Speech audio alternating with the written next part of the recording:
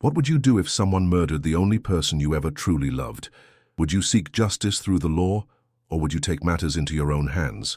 In the brutal wilderness of 1860s Montana, where the nearest sheriff was 300 miles away and winter could kill you as easily as a bullet, John Johnson made his choice. What followed was a 25-year reign of terror that transformed a grief-stricken widower into the most feared man in the Rocky Mountains. The snow crunches beneath your boots as you stand where Johnson's cabin once stood, high in the Absaroka Range. The wind carries whispers of something darker than the approaching storm, something that made even the Crow warriors, known for their fierce courage, speak his name in hushed tones around their fires.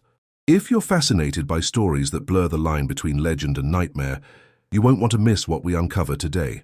Dr. Sarah Mitchell had spent 15 years studying frontier violence for the University of Wyoming when she stumbled across the Johnson file in a basement archive that hadn't been touched since 1937.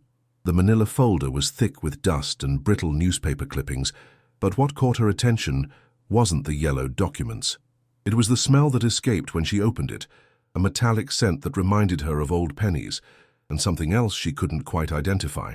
The first document was a military discharge paper dated April 18, 1865.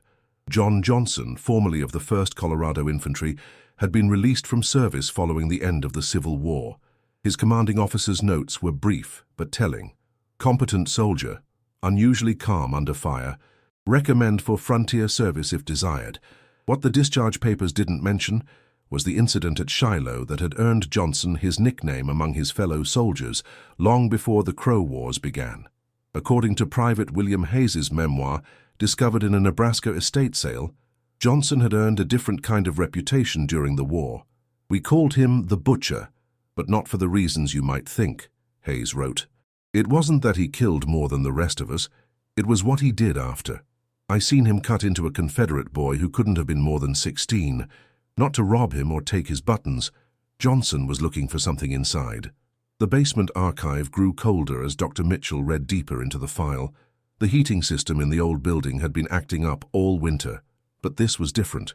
This was the kind of cold that seemed to seep from the pages themselves, as if the documents were reluctant to give up their secrets. She pulled her coat tighter and continued reading, unaware that her discovery would lead her down a path that would fundamentally change how historians viewed the American frontier. The next document was a marriage certificate from Fort Laramie, dated June 3, 1866. John Johnson had married a Flathead woman named Swan, whose English name was recorded as Mary.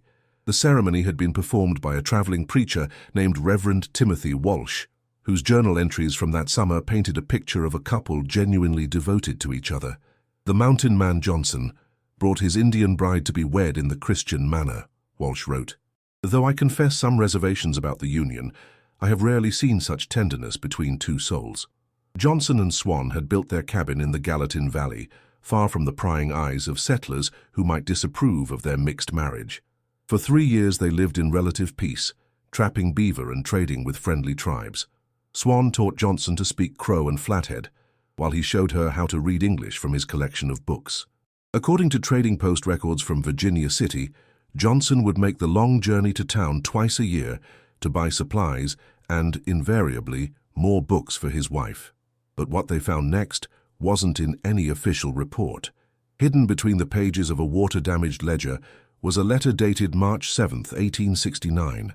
The paper was different from the other documents, darker and stiffer, as if it had been exposed to extreme heat. The ink had faded to a rust-brown color that made Dr. Mitchell's stomach turn. The letter was addressed to Johnson's brother in Missouri, but the postal mark indicated it had never been sent. "They came in the night like cowards," the letter began in Johnson's careful script. "Swan was picking berries by the creek when they found her. The Crow bastards left her for me to find, but they took something with them. They took her heart, William. Cut it right out of her chest and carried it away like some kind of trophy. The army says they can't spare men to hunt down one war party, but they don't understand. This wasn't just murder. This was ritual."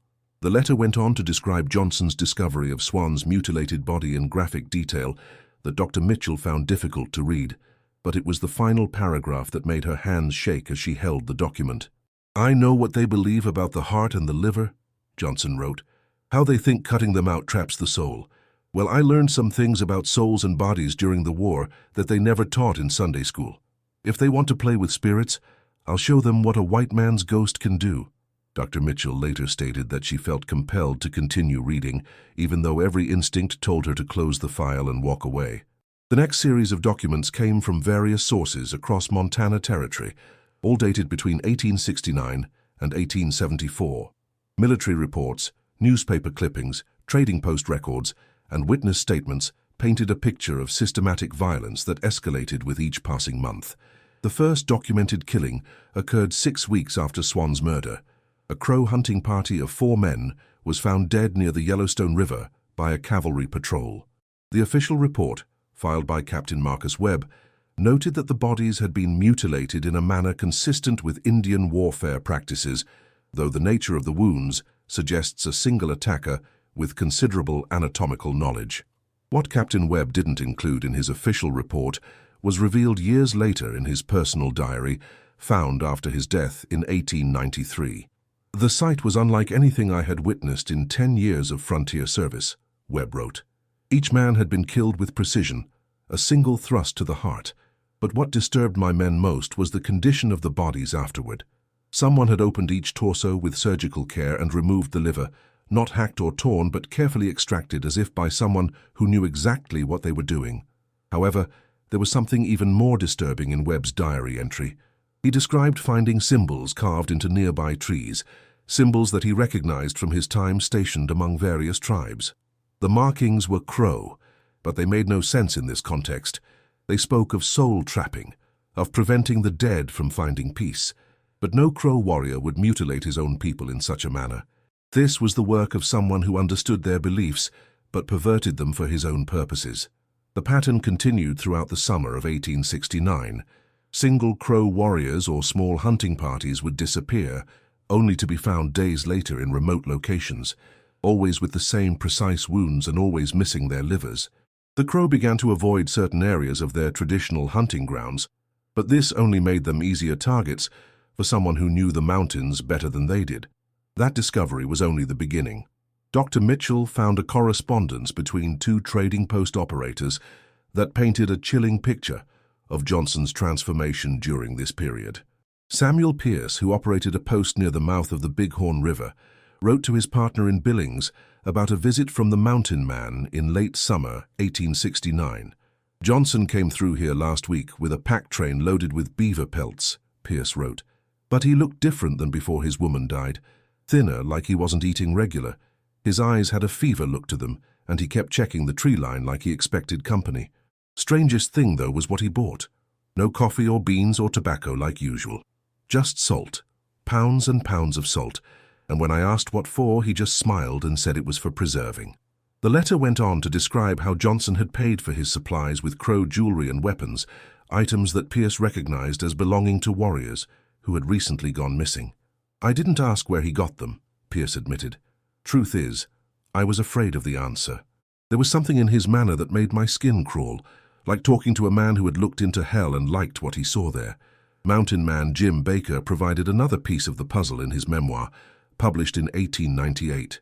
Baker had known Johnson before Swan's death and described him as quiet but friendly, the kind of man you'd want watching your back in Indian country. But when Baker encountered Johnson in the fall of 1869, he found a completely different person. "I was tracking elk up near Emigrant Peak when I come across Johnson's camp," Baker wrote. "He was sitting by his fire, calm as you please, but there was meat drying on racks all around the clearing. Now I'd seen plenty of jerky made in my time, but this was different. The cuts were too regular, too precise, and the color wasn't right. When I asked what he was hunting, he looked up at me with those cold eyes and said, 'Crow.' Then he smiled, and I saw that his teeth were stained dark, like he'd been chewing tobacco, but Johnson never used tobacco." Baker's account became even more disturbing as he described spending the night in Johnson's camp. "I couldn't sleep for the smell," he wrote. "It wasn't just the meat drying. There was something else, something sweet and sick that reminded me of the field hospitals during the war. And all night long, Johnson sat by that fire, not sleeping, just staring into the flames and whispering to himself in what sounded like Crow language. But no one dared say it out loud until Dr. Mitchell discovered the most damning evidence of all. Hidden in a collection of personal effects donated to the Montana Historical Society was a leather-bound journal that had belonged to Johnson himself.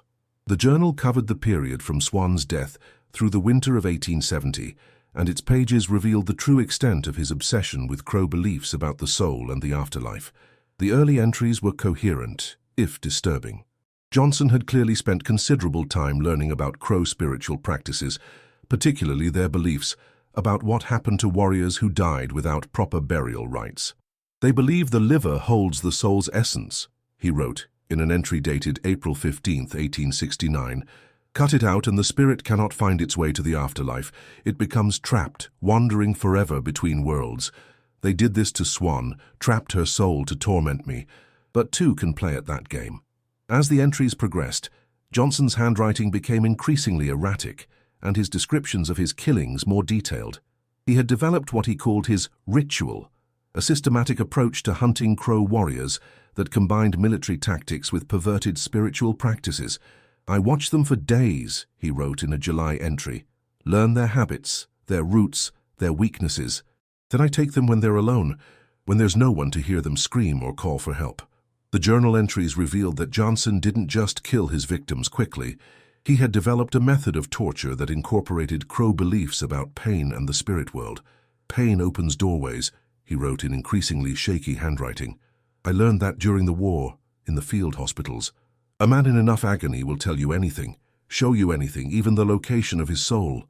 The Crow understand this better than most." What they found next would change everything Dr. Mitchell thought she knew about frontier violence. The journal contained detailed anatomical drawings, sketched from life, showing exactly how Johnson removed his victims' livers. But these weren't the crude butchery described in the official reports. These were precise surgical procedures, performed with an understanding of human anatomy that went far beyond what any mountain man should possess. The drawings were accompanied by notes written in a mixture of English and what appeared to be Crow phrases, though Dr. Mitchell would later discover that Johnson had corrupted the traditional words, twisting them into something darker. "The liver is warm when fresh," read one particularly disturbing entry, "still pulsing with life force. The Crow believe eating it transfers the warrior's courage and strength, but they're wrong. It transfers much more than that. It transfers their memories, their fears, their final moments. I carry 23 Crow souls inside me now, and each one screams Swan's name." The journal revealed that Johnson had developed an elaborate mythology around his cannibalistic practices. He believed that by consuming the livers of Crow warriors, he was not only preventing their souls from finding peace, but also absorbing their knowledge and abilities. "I know their hunting grounds now," he wrote in a September entry. "Know them like I was born Crow myself. I can track them to places they think are secret, hidden valleys where they go to perform their sacred rituals. They're never safe, never alone. I am always watching." Until one piece of the puzzle revealed the unthinkable. Dr. Mitchell discovered that Johnson's journal entries were not just the ravings of a madman. Cross-referencing his descriptions with military maps and tribal histories, she found that every location he mentioned, every hunting ground he claimed to know, was accurate. Somehow, through his gruesome practices, Johnson had gained intimate knowledge of Crow culture and territory that would have taken years to acquire through normal means. The implications were staggering. Either Johnson was lying in his journal, creating elaborate fantasies to justify his crimes, or something far more disturbing was happening in the Montana wilderness. Dr. Mitchell's research into tribal oral histories revealed that the Crow had their own name for Johnson during this period. They called him Ghost Walker, believing that he had somehow acquired the ability to move between the world of the living and the dead. Crow elder Joseph Medicine Crow, interviewed for a Works Progress Administration project in 1936, provided a chilling account of his grandfather's encounter with Johnson in 1870. "My grandfather was a respected warrior, but he was afraid of the Ghost Walker," Medicine Crow told the interviewer. "He said the white man moved like he wasn't entirely alive anymore, like he was carrying the spirits of all the men he had killed. When he looked at you, it wasn't just his eyes you saw, it was the eyes of the dead." The winter of 1870 marked a turning point in Johnson's killing spree. According to his journal, he had reached what he called the final understanding. His entries from this period were barely legible, written in a mixture of languages and symbols that seemed to shift and change on the page. But one message came through clearly. repeated over and over in increasingly frantic handwriting. Swan is here with me now. She speaks through their voices when I consume their essence. She tells me things about the place beyond death that no living person should know. Military reports from Fort Ellis documented a dramatic increase in missing persons during this period, but not just among the Crow. Trappers, prospectors, and even soldiers began disappearing in the areas where Johnson was known to operate. Captain Webb's replacement, Major Daniel Harrison, filed increasingly desperate reports requesting reinforcements to deal with what he termed an unprecedented breakdown in frontier security. "We are dealing with something beyond normal military jurisdiction," Harrison wrote to his superiors in Washington. "The Indian troubles are bad enough, but there is another element at work here. A single individual who has somehow managed to terrorize both red and white populations across a territory spanning thousands of square miles. My scouts report finding evidence of activities that suggest ritual murder on a scale that defies belief." However, there was one detail no one dared to mention in the official correspondence. According to Harrison's personal letters to his wife, found in a trunk after his death, several of his own men had begun to exhibit strange behaviors after patrolling areas where Johnson was active. "Lieutenant Parker has been talking in his sleep," Harrison wrote, "speaking words that sound like Indian languages he doesn't know, describing places he's never been. Yesterday, Sergeant Mills asked the cook if we had any fresh liver. When I asked why, he couldn't remember asking the question. The psychological contagion seemed to spread among anyone who spent extended time hunting Johnson, Dr. Mitchell found medical records from Fort Ellis indicating that several soldiers had to be relieved of duty due to what the post surgeon termed nervous exhaustion, characterized by unnatural dietary cravings and night terrors. The soldiers described dreams in which they were hunting through endless forests, always pursuing someone just beyond their sight, always hungry for something they couldn't name. But there was something even more disturbing hidden in the archived medical records. The post surgeon, Dr. Ezekiel Adams, had been secretly documenting the affected soldier's symptoms in a private journal that his family donated to the Montana Historical Society years after his death. Adams had noticed that the soldiers were exhibiting signs of what he called sympathetic cannibalism, developing physical cravings for human flesh without ever having consumed it. "The human mind," Adams wrote, "is more susceptible to suggestion than we understand. These men have spent months tracking a cannibal, studying his methods, imagining his motivations. In doing so, they have somehow absorbed his hunger. It is as if Johnson's madness is spreading like a disease, infecting everyone who comes into contact with his story." The journal revealed that Adams had begun to experience similar symptoms himself. His handwriting became increasingly erratic as he described his own growing fascination with Johnson's methods. "I find myself wondering about the taste," he wrote in his final entry, "not from any desire to participate in such horrors, but from a purely medical curiosity about the physiological effects of anthropophagy. The soldiers speak of their dreams with such vivid detail that I sometimes feel as if I am experiencing them myself."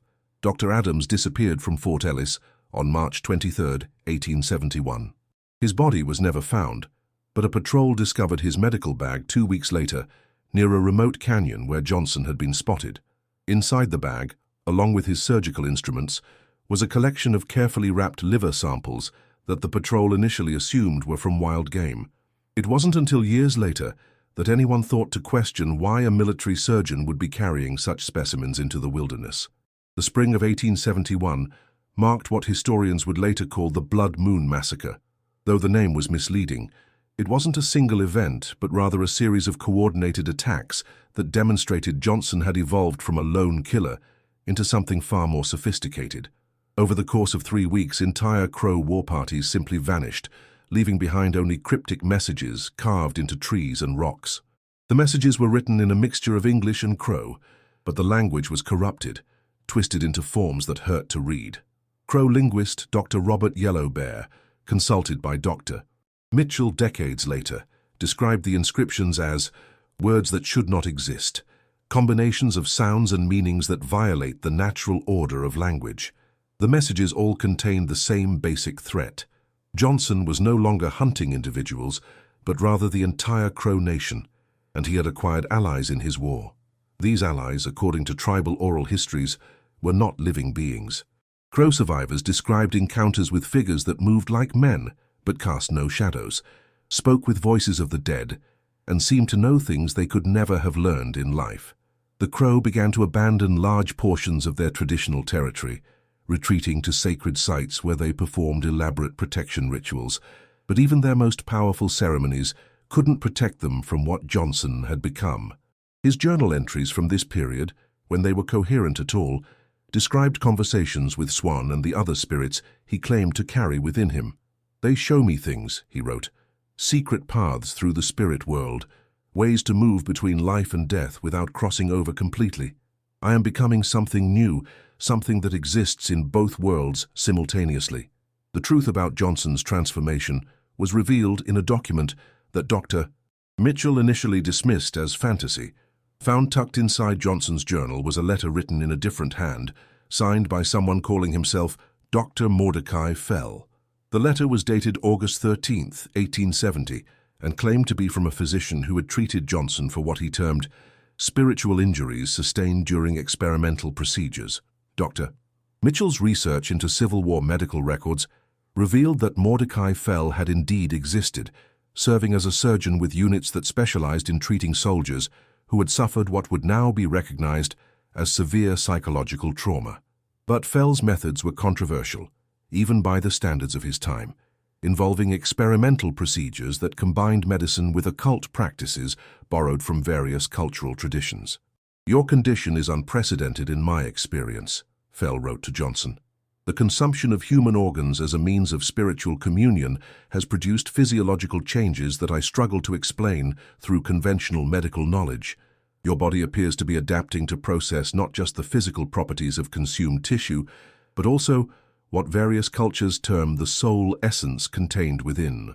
The letter went on to describe treatments that Fell had developed specifically for Johnson's condition, procedures designed not to cure him but to enhance his abilities.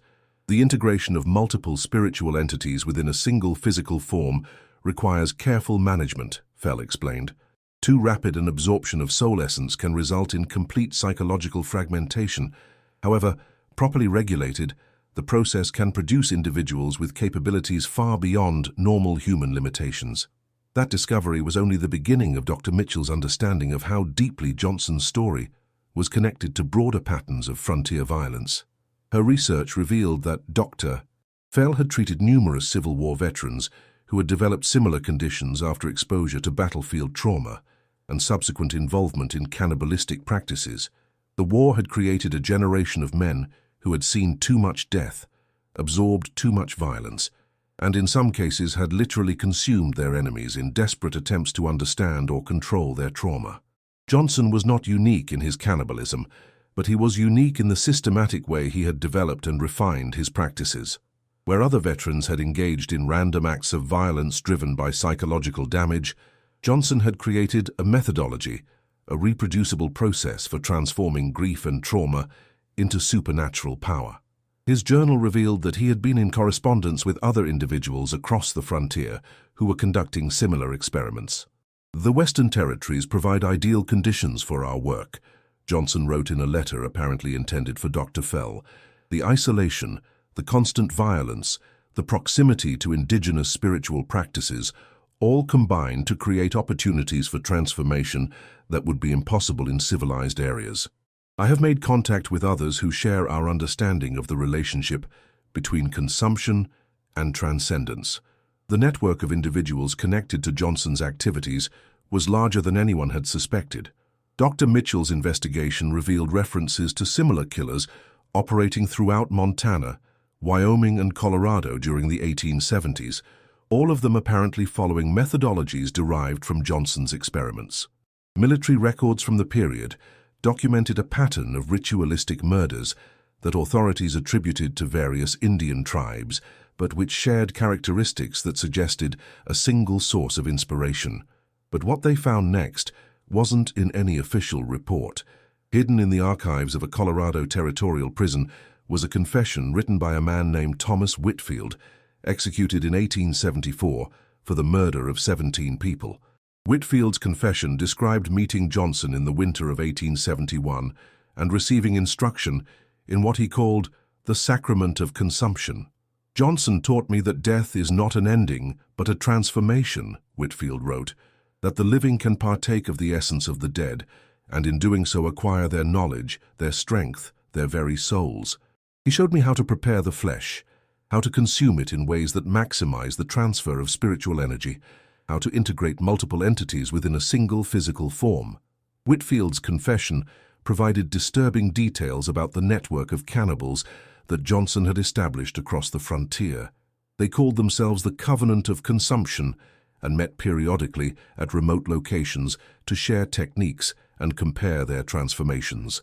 According to Whitfield, Johnson was regarded as the founder and spiritual leader of the group, the first to successfully achieve what they termed living death. The confession described rituals that combined elements from various Native American traditions with procedures borrowed from European occult practices and battlefield medicine learned during the Civil War. The goal was always the same, to consume enough human essence to achieve a state of existence that transcended normal mortality while remaining in the physical world. However, there was something even more disturbing in Whitfield's account. He described Johnson as no longer entirely human by the time of their final meeting in 1873. His body was changing, Whitfield wrote, growing larger, stronger, but also somehow less solid. Sometimes when he moved, you could see through him like he was becoming a ghost even while still alive, and his hunger had grown beyond what any normal person could satisfy. He was consuming entire families, entire tribes, trying to absorb enough souls to complete his transformation. The end of Johnson's killing spree came not through capture or death in battle, but through something far stranger. According to tribal histories and military records, Johnson simply vanished during the winter of 1874. His cabin was found empty, his possessions undisturbed, but the man himself had disappeared completely. The last confirmed sighting was reported by a cavalry patrol near Yellowstone Lake. "We saw him standing on the frozen lake at dawn," Sergeant Michael O'Brien wrote in his report. "He was maybe 200 yards away, but something was wrong with his appearance.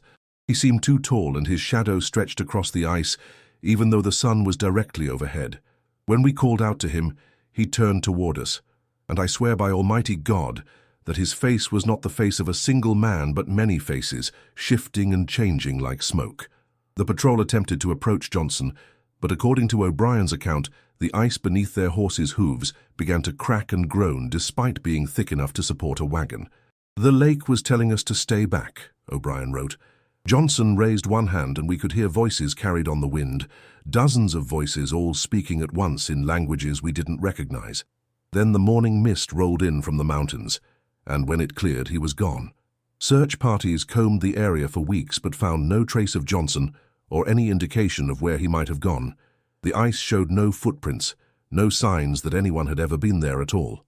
It was as if he had simply stepped out of the physical world and into the realm of legend and nightmare. But the story didn't end with Johnson's disappearance. Reports of similar killers continued to surface throughout the 1870s and 80s, always in remote areas, always involving the same ritualistic removal and consumption of organs. The pattern suggested that Johnson's influence had outlived his physical presence, either through the network of followers he had established or through something even more disturbing. Dr. Mitchell's research into 20th century criminal records revealed cases that bore striking similarities to Johnson's methods.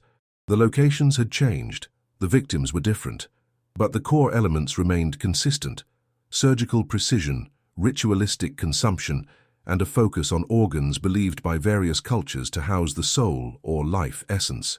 "It's as if the knowledge Johnson developed never truly died," Dr. Mitchell stated in her final report, "as if the techniques he perfected for transforming trauma into power continue to attract individuals who have been damaged by violence and are seeking some form of transcendence through consumption of others." The most disturbing aspect of Dr. Mitchell's research was her discovery that Johnson's journal contained detailed instructions for achieving what he called the final transformation.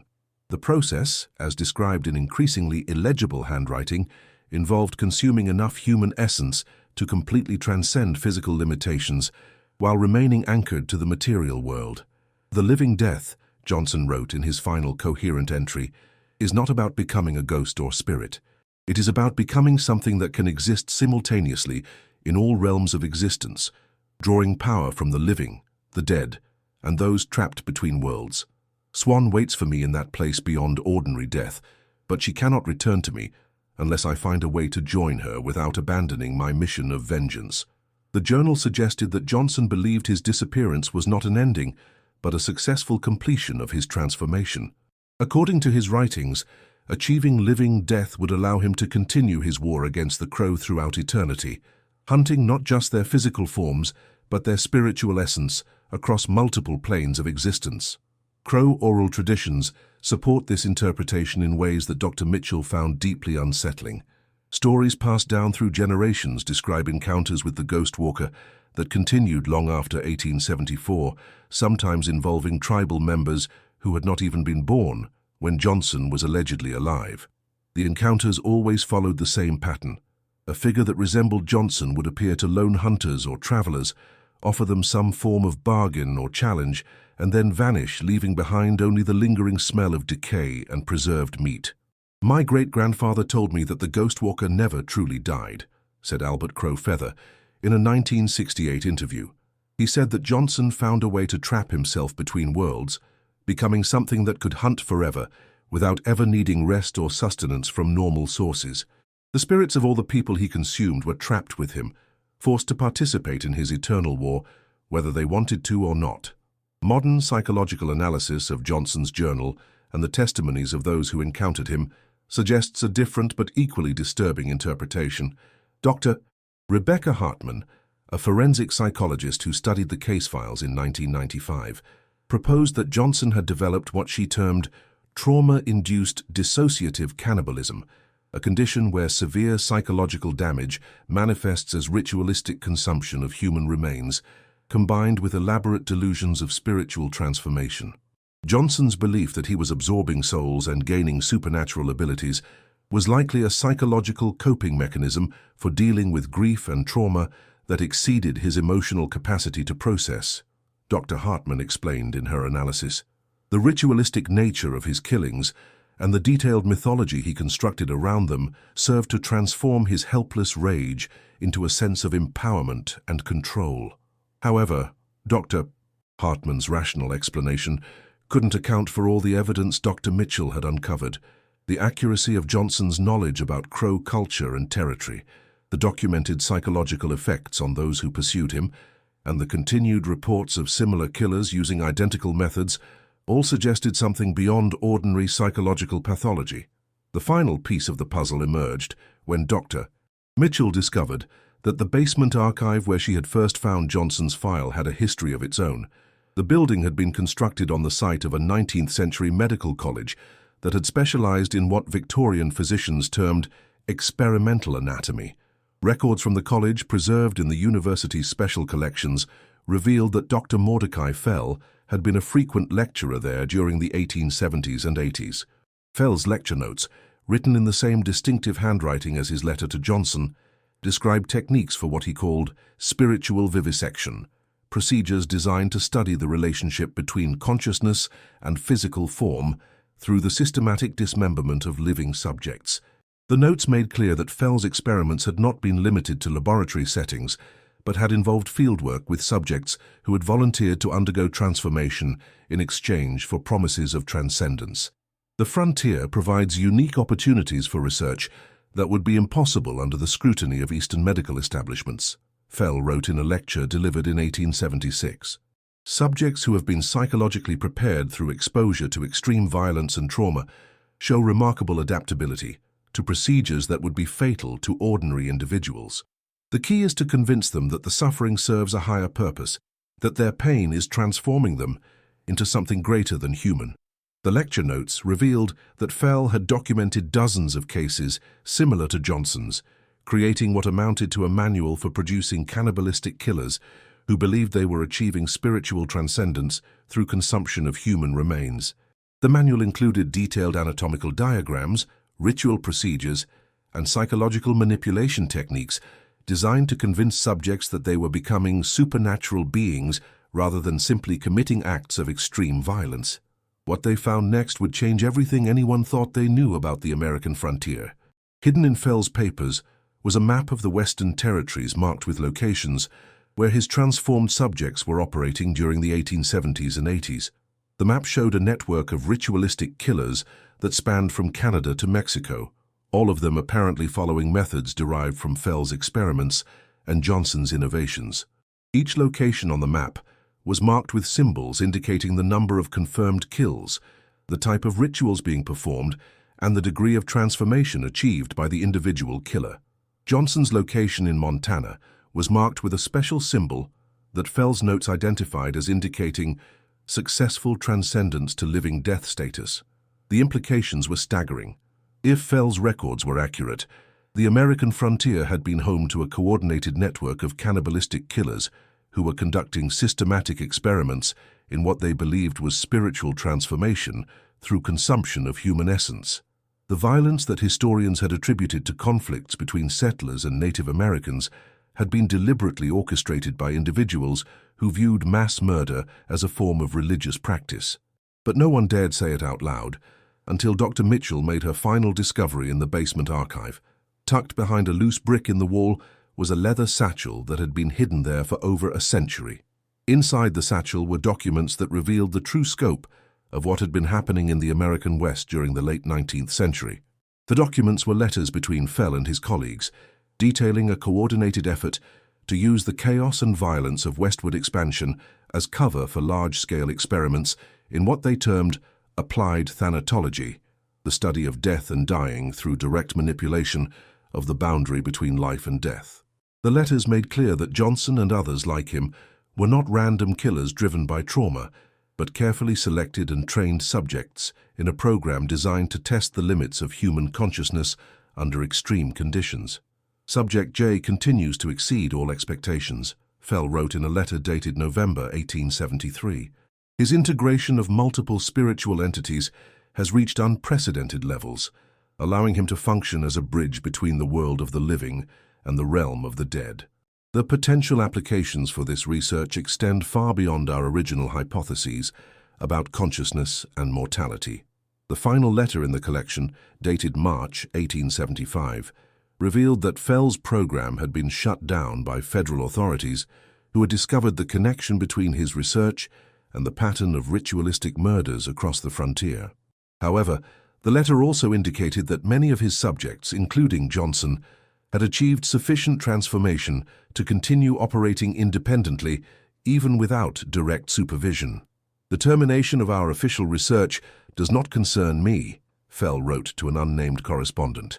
"The subjects who achieved living death status no longer require guidance or support from external sources. They have become self-sustaining entities, capable of perpetuating and refining our work indefinitely. In effect, we have created a form of immortal life that will continue our research long after our own deaths." The letter concluded with a promise that chilled Dr. Mitchell to the bone. "Should you ever encounter evidence of our subjects' continued activities, remember that they are no longer bound by normal human limitations. They exist in a state between life and death that grants them capabilities we are only beginning to understand. Johnson, in particular, has achieved a level of transcendence that makes him effectively immortal as long as he continues to consume the spiritual essence of others." Dr. Mitchell's investigation officially concluded with the publication of her research in the Journal of Frontier Studies, but her personal involvement with the Johnson case continued for years afterward. She began receiving letters postmarked from various locations across the American West, all written in handwriting that bore a disturbing resemblance to the samples she had studied in Johnson's journal. The letters never contained explicit threats, but their content suggested that someone was monitoring her research and wanted her to know that the story she had uncovered was far from over. "Your work has been noted with interest," read one letter postmarked from a remote town in Wyoming. "The truth you have uncovered is only the beginning. Some transformations are permanent, some hungers never end, and some forms of justice transcend the boundaries of life and death." Dr. Mitchell attempted to trace the letters through postal authorities, but each one originated from locations that official records showed as uninhabited or abandoned. When she traveled to investigate some of these postmarks personally, she found only empty buildings and local residents who claimed never to have seen anyone matching Johnson's description, yet who seemed oddly reluctant to discuss the history of their communities. In the remote town of Cook City, Montana, near the location where Johnson's cabin had once stood, Dr. Mitchell encountered an elderly rancher named Pete Haugen, who claimed his grandfather had known Johnson personally. According to Haugen, his grandfather had been part of a militia group that had hunted Johnson during the winter of 1874, shortly before his disappearance. Grandpa Jake never liked talking about it, Haugen told Dr. Mitchell during their interview. But when he got old and started forgetting things, he'd sometimes tell stories about tracking the liver eater through the mountains. Said they followed his trail for weeks without ever catching sight of him, but they could smell him coming from miles away. A smell like meat left too long in the sun, but with something else underneath it. Something that made your stomach turn and your skin crawl. Haugen's grandfather had described finding Johnson's camps, always abandoned but still warm, as if he had somehow sensed their approach and vanished moments before they arrived. The camps showed signs of activities that the militia members struggled to comprehend, with carved symbols that hurt to look at directly, and remnants of meals that appeared to consist entirely of human organs preserved in ways that kept them fresh, despite the winter cold. Grandpa said the worst part wasn't what they found in the camps, Haugen continued. It was what they started dreaming about after visiting them. All the men in the militia began having the same nightmare, where they were hunting through endless forests, always chasing someone just out of sight, always hungry for something they couldn't name. 2 of them never came back from that hunt, just wandered off into the woods one night and were never seen again. The story became even more disturbing when Haugen revealed that the nightmares had continued in his family for generations. His father had experienced them. Despite never having been told the details of his grandfather's encounter with Johnson, Haugen himself had begun having similar dreams after his father's death, dreams where he found himself in a vast, frozen wilderness, following tracks that led deeper and deeper into territories that seemed to exist outside normal geography. In the dreams, "I'm not just hunting Johnson," Haugen explained. "I am Johnson, seeing through his eyes, feeling his hunger, understanding why he does what he does, and the scary thing is, in the dreams, it all makes perfect sense. The killing, the eating, the transformation, it's all just steps in a process that leads to something wonderful and terrible at the same time." Dr. Mitchell's investigation into the Haugen family revealed a pattern that extended far beyond this single case. Throughout Montana, Wyoming, and Colorado, she found families who had been connected to the Johnson case through ancestors who had hunted him, traded with him, or simply lived in areas where he had been active. In each case, the families reported the same phenomenon: recurring dreams about cannibalism and transformation that seemed to pass from generation to generation like a hereditary curse. The dreams were remarkably consistent across different families and geographic locations. The dreamers found themselves in Johnson's perspective, experiencing his memories, his motivations, and his gradual transformation from grieving widower to something that transcended normal human existence. Many of the dreamers reported that the experiences felt more like recovered memories than ordinary dreams, as if some part of Johnson's consciousness had somehow embedded itself in their family lines. Dr. Patricia Vance, a sleep researcher who studied several of the affected families, discovered that the dreams showed unusual characteristics that set them apart from normal nightmares or even typical recurring dreams. The neural patterns we recorded during these episodes were unlike anything in the literature, Dr. Vance reported. The brain activity suggested that the subjects were not just dreaming, but actually accessing memories that belonged to someone else, as if they were temporarily connecting to a consciousness that existed outside their own minds. Brain scans of the dreamers showed activity in regions associated with taste and smell during episodes when they reported experiencing Johnson's memories of consuming human organs. The scans also revealed unusual activity in areas of the brain responsible for spatial navigation, suggesting that the dreamers were somehow accessing Johnson's knowledge of wilderness survival and tracking techniques that they had never learned in their own lives. But there was one detail no one dared to mention until Dr. Mitchell made a discovery that changed her understanding of the entire case. While reviewing the brain scan data, she noticed that the unusual neural patterns were not random, but formed a specific configuration that appeared in medical literature from a completely different context. The pattern matched brain activity recorded in subjects who claimed to be in telepathic communication with deceased individuals. The implications were terrifying.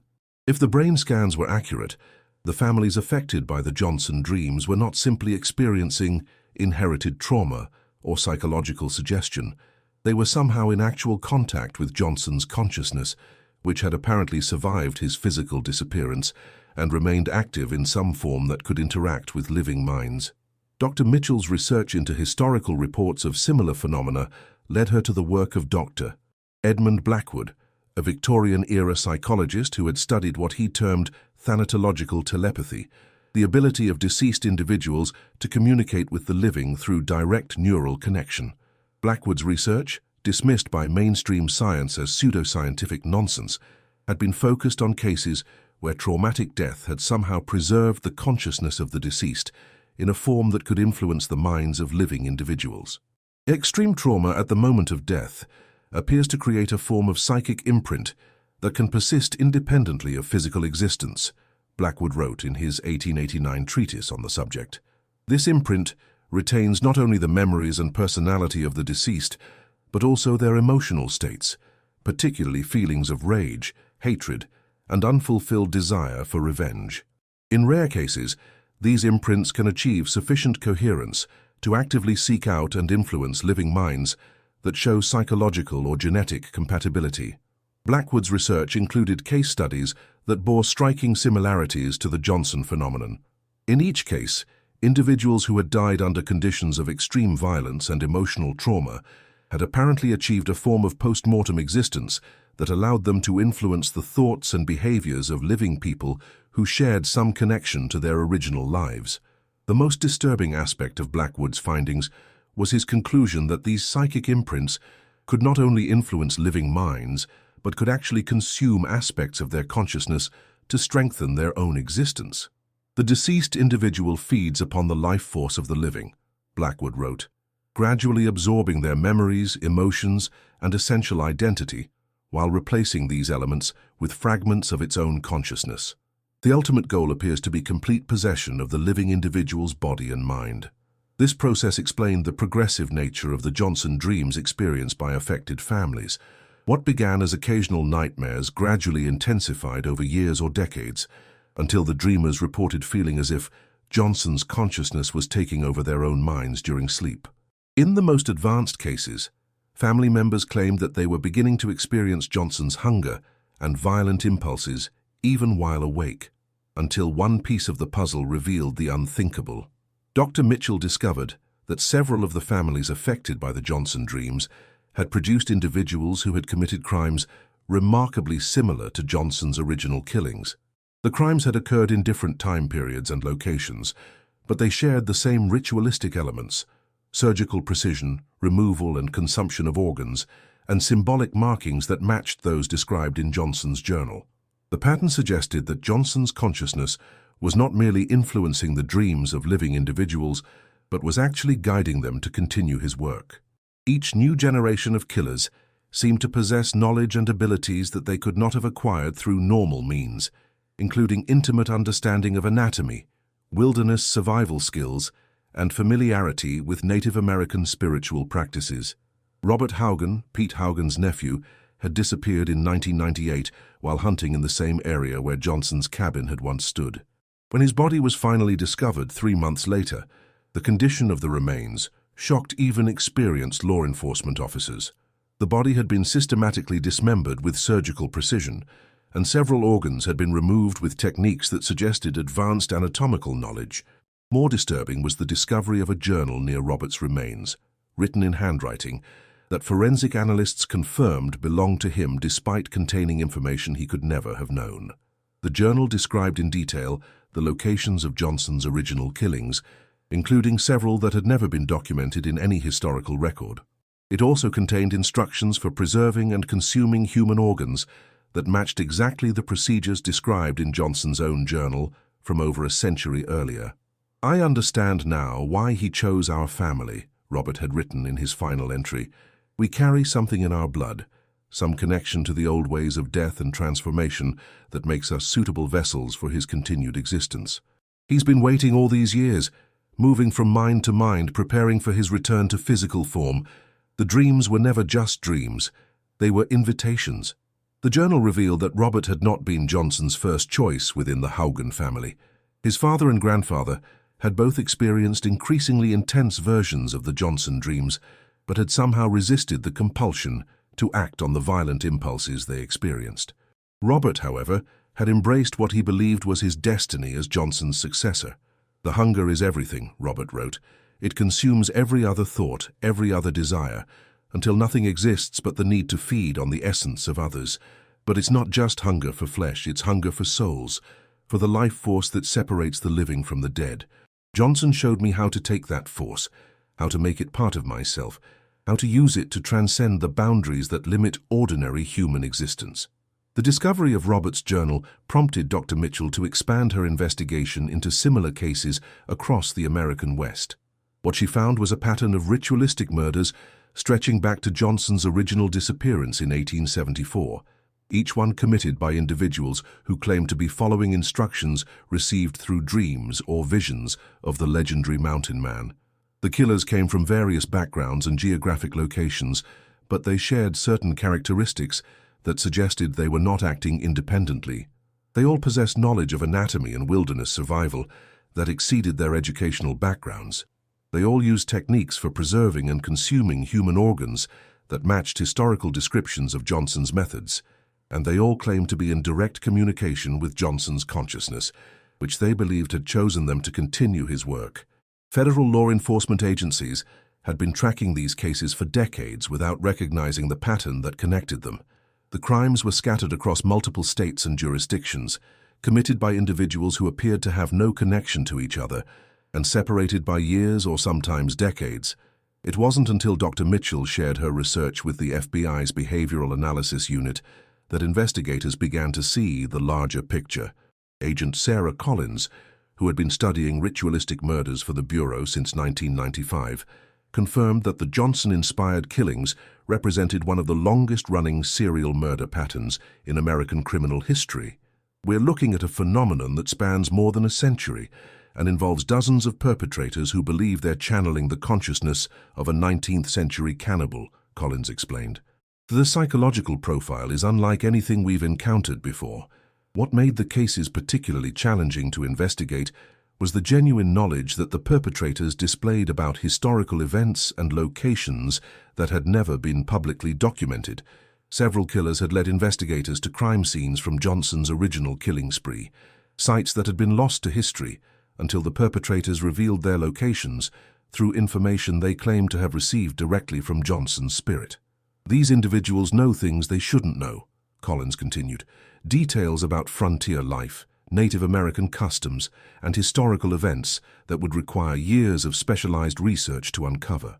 Either they've all independently conducted the same incredibly thorough historical investigation, or they're somehow accessing information through means that conventional psychology can't explain." The most recent case in the pattern occurred in 2015, when a software engineer named David Chen from Seattle claimed to have been contacted by Johnson's consciousness through dreams that began after he moved to Montana for a new job. Chen had no previous interest in frontier history or knowledge of Johnson's story, but within months of his first dream, he had acquired detailed knowledge of 19th-century Montana geography and Native American spiritual practices. Chen's journal, discovered after his arrest for the murder of 3 hikers, described a gradual process of mental fusion with what he believed was Johnson's surviving consciousness. "He's teaching me to see the world as he does," Chen wrote, "to understand that the boundary between life and death is an illusion, that consciousness can survive the destruction of the physical form and continue to grow and evolve by consuming the life force of others." The journal revealed that Chen believed he was not just channeling Johnson's consciousness, but actually becoming him, through a process of spiritual transformation that would culminate in complete fusion of their identities. "Soon there will be no distinction between David Chen and John Johnson," he wrote in his final entry. "We will be one consciousness existing in a body that has been prepared through consumption of others to transcend normal human limitations." However, there was something even more disturbing about Chen's case. Unlike previous Johnson-inspired killers, Chen claimed to be in contact not just with Johnson, but with all of the individuals Johnson had consumed during his original killing spree. According to Chen's journal, the consciousness that contacted him was not a single entity, but a collective intelligence composed of dozens of individual souls that had been merged into a single, impossibly complex awareness. They speak with one voice, but I can hear the individual components, Chen wrote. Swan is there. The Crow warriors he killed, the soldiers from the Civil War, even Dr. Fell and his other experimental subjects. They've all been absorbed into something larger, something that has been growing stronger for over a century by adding new souls to its collective consciousness. This revelation suggested that Johnson's transformation into what he called living death had been even more successful than Dr. Mitchell had initially understood. Rather than simply preserving his individual consciousness after physical death, Johnson had apparently created a form of existence that allowed him to continue growing and evolving by absorbing the souls of others, both those he had killed directly and those killed by the individuals he influenced through dreams and visions. The collective consciousness that Chen described possessed not only Johnson's memories and abilities, but also the knowledge and skills of everyone it had absorbed over the decades. This explained how Johnson-inspired killers were able to display expertise in areas ranging from wilderness survival to advanced anatomy to computer programming, depending on the backgrounds of the souls that had been added to the collective over the years. Mitchell's final report on the Johnson case concluded with a warning that law enforcement agencies found difficult to accept but impossible to ignore. We are dealing with a phenomenon that transcends conventional understanding of consciousness, death, and criminal behavior, she wrote. John Johnson appears to have achieved a form of immortality that allows him to continue his original mission of vengeance and transformation through an ever-expanding network of living individuals who serve as his physical agents in the material world. The report recommended that law enforcement agencies develop new protocols for identifying and tracking Johnson-inspired killers, including psychological screening for individuals who report dreams or visions involving 19th-century frontier violence. However, Dr. Mitchell acknowledged that conventional law enforcement methods might be inadequate to address a phenomenon that appeared to operate according to rules that science did not yet understand. The Johnson consciousness has had over a century to refine its methods and expand its influence, she wrote. It has learned to select individuals with specific psychological and genetic characteristics that make them suitable for possession or influence. It has developed techniques for preserving and transmitting knowledge across generations through what can only be described as supernatural means. Most disturbingly, it appears to be actively working toward some ultimate goal that involves the transformation of human consciousness itself. Dr. Mitchell's research suggested that Johnson's original quest to reunite with his deceased wife, Swan, had evolved into something far more ambitious.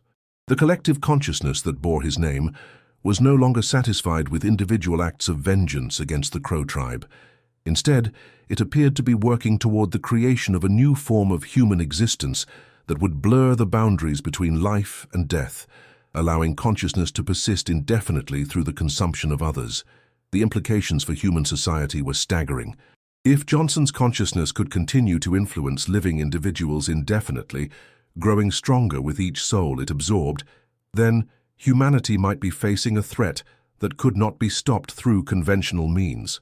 The collective intelligence that had once been John Johnson was becoming something unprecedented in human history, an immortal predator that fed on consciousness itself.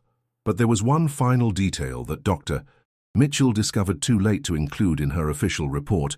While reviewing her research materials one last time before submitting her findings, she noticed that her own handwriting had begun to change subtly over the months she had spent studying the Johnson case.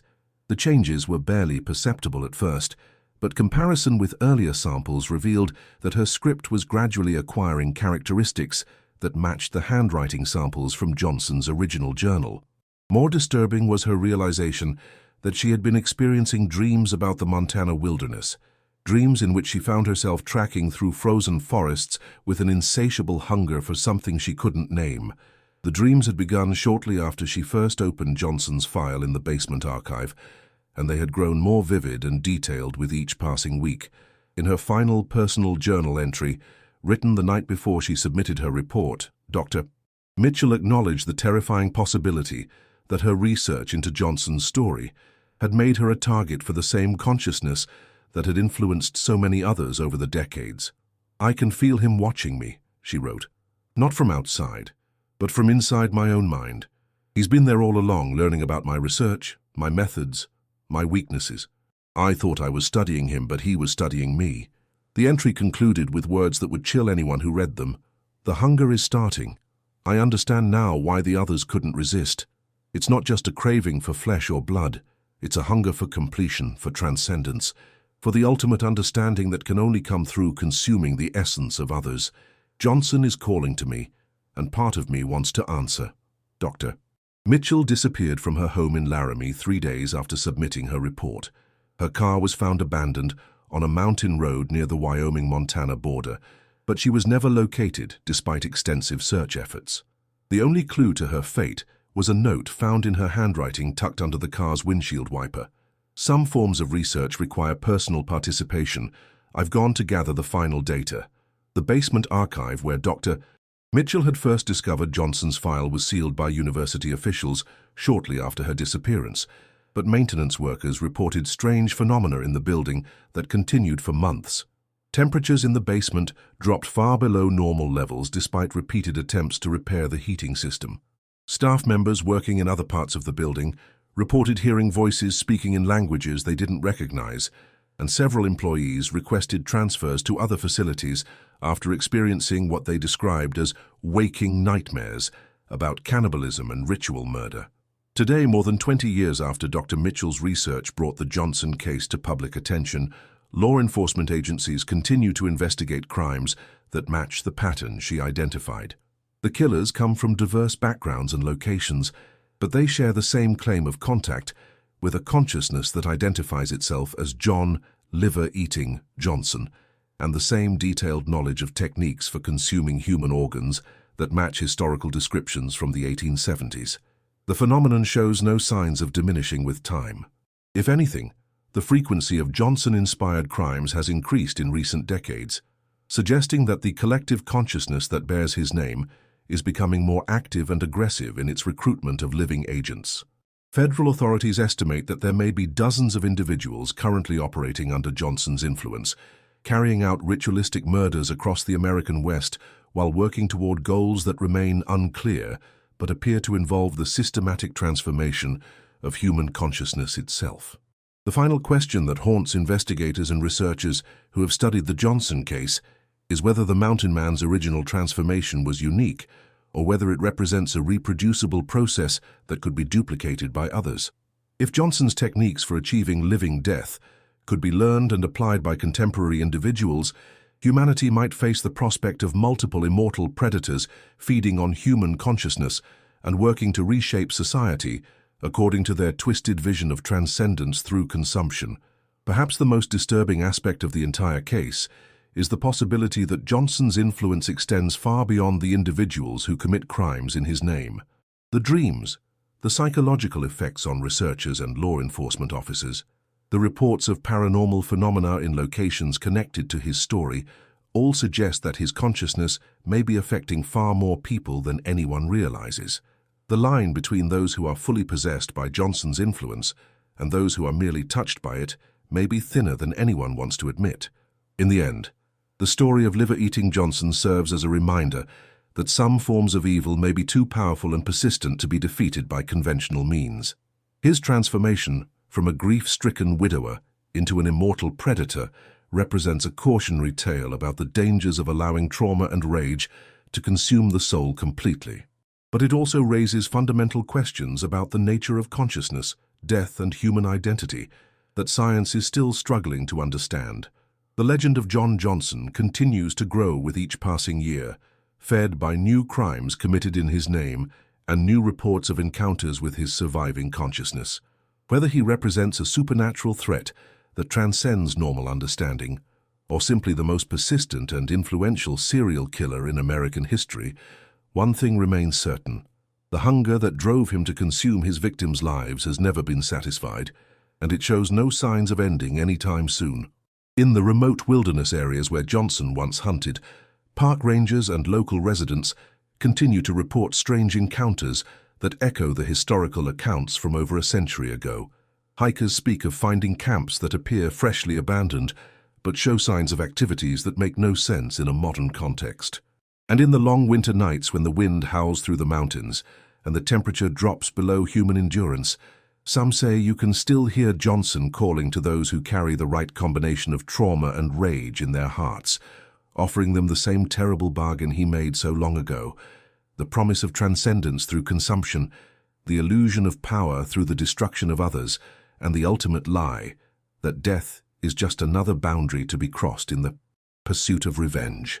Hunters describe tracking something through the forest that moves like a man but leaves no clear footprints and seems to vanish whenever they get close enough to see it clearly. The story of liver-eating Johnson reminds us that some hungers can never be satisfied, some wounds never heal, and some forms of evil find ways to persist long after their original source has passed from living memory into legend. In our modern world of science and rationality, we like to believe that such things belong to a more primitive past, but the evidence suggests otherwise.